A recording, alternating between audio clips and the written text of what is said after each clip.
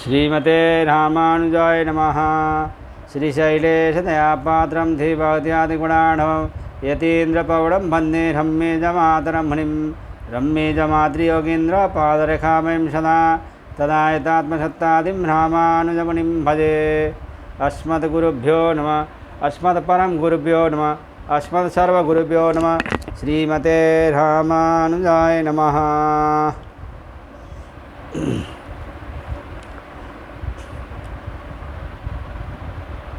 प्रमिताधिकरण गर्भे अथ देवताधिकरणम।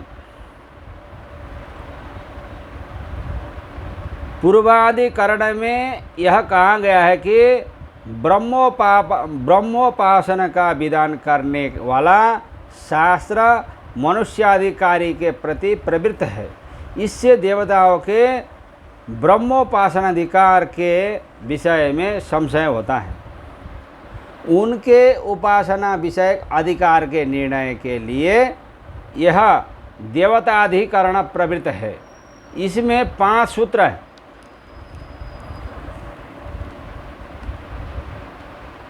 एक 3:25 तदुपर्यपि बादरायणः संभवात्। 1:3:25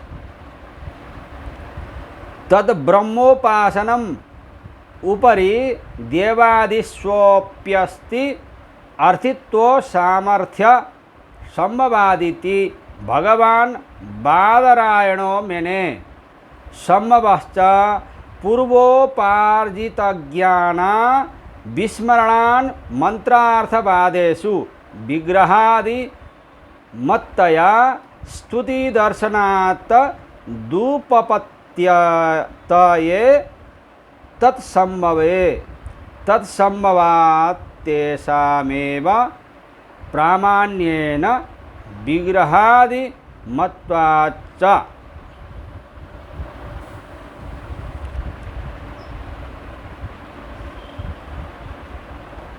तत् वह ब्रह्मोपासन ऊपरी अपि मनुष्य लोक से ऊपर रहने वाले स्वर्गलोक आदि के निवासी देवताओं में संभव हो सकता है, ऐसा बादरायण नामक आचार्य मानते हैं। क्योंकि संभवाद प्रार्थना उपासना और उनका सामर्थ्य उनमें बाधित नहीं है, अर्थात वह भी प्रार्थना कर सकते हैं और उपासना करने का सामर्थ्य भी उनमें है। देवताओं में वह ब्रह्मोपासना मनुष्य लोक से ऊपर रहने वाले स्वर्गलोक आदि में निवास करने वाले देवता आदियों में अर्थित्व आदि की संभावना हो सकती है, ऐसा बादरायण नामक आचार्य मानते हैं।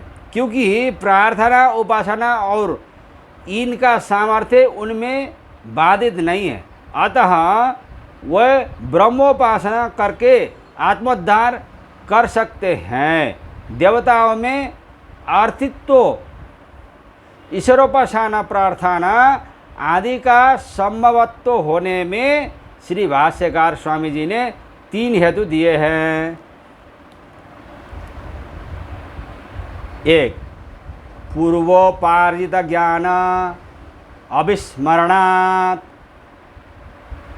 अर्थात देवताओं के पूर्वजन्मार्जित ज्ञान का विस्मरण न होकर स्मरण ही बना हुआ होता है। 2 मंत्रार्थवादेषु विग्रहादि मत्तया स्तुति दर्शनात्, अर्थात वेद के मंत्रार्थवादों में देवताओं को विग्रहवान बताया गया है और उन्होंने जगह जगह भगवान की स्तुति भी की है।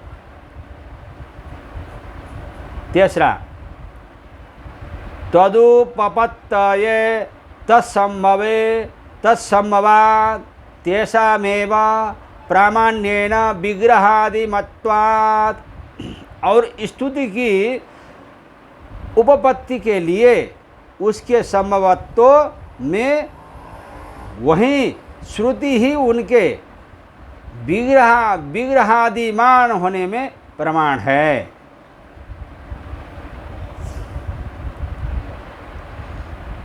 विरोधः कर्मणेति चेन्नानेक प्रतिपत्तेर् दर्शनात् 1:3-26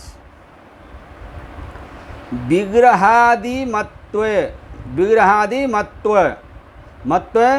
एकस्यानेकत्र युगपत्सान्निध्यायोगात् कर्मणि विरोधः इति चेन्न शक्तिमत्सु शोवरि प्रवृत्तिषु युगपदने कसरी र प्रतिपत्ति दर्शनात्। यदि देवताओं का उपासना योग्य देहादि धारण करना स्वीकार किया जाए तो कर्मणि अनेक जगहों पर एक साथ यज्ञारंभ होने पर एक देवता का सभी जगह उपस्थित होना संभव नहीं होता, अर्थात विरोधः एक के अनेक स्थानों पर युगपद उपस्थित होना अनुभव विरुद्ध है। इति चेत ऐसा कहते हो तो न यह ठीक नहीं है, क्योंकि अनेक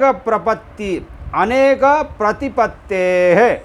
एक ही शोवरी ऋषि का एक साथ 50 शरीर धारण करने की बात दर्शनात् पुराणों में देखी जाती है, पुराणों में मिलता है। देवताओं का विग्रह होने पर यज्ञादि वैदिक कर्मों में यह विरोध उपस्थित होता है कि एक शरीरधारी देवता एक साथ अनेक यागों में सन्निहित नहीं हो सकता। देवताओं के नाम से एक साथ कई जगहों पर दी जाने वाली हवि को देवता एक साथ कैसे ग्रहण कर सकेंगे? प्रश्न। इस तरह विरोध उपस्थित होगा ऐसा आप कहते हैं तो यह कथन उचित नहीं है, क्योंकि शक्ति संपन्न शोवरी महर्षि आदि जीव भी एक साथ योग बल से अनेक शरीरों को धारण करते हुए देखे गए हैं। योग बल के द्वारा देवताओं के विषय में तो कहना ही क्या है, वह मनुष्य की अपेक्षा अधिक शक्तिमान होते हैं, अधिक बुद्धिमान होते हैं। वह अनेक शरीरों को धारण करके एक ही समय में अनेक यज्ञों में उपस्थित हो सकते हैं, इसमें कोई विरोध नहीं है। देवताओं में यह शक्ति होती है। इस प्रकार 1:3-26 नंबर का सूत्र यहीं पूरा हो जाता है। जय श्रीमन्नारायण। अस्मद्गुरु जय जय, परम गुरु जय जय, श्री सर्वगुरु रामानुज जय जय, रामानुज जय जय, यतिपति जय जय, श्रीधरणीधर फणिपति जय जय,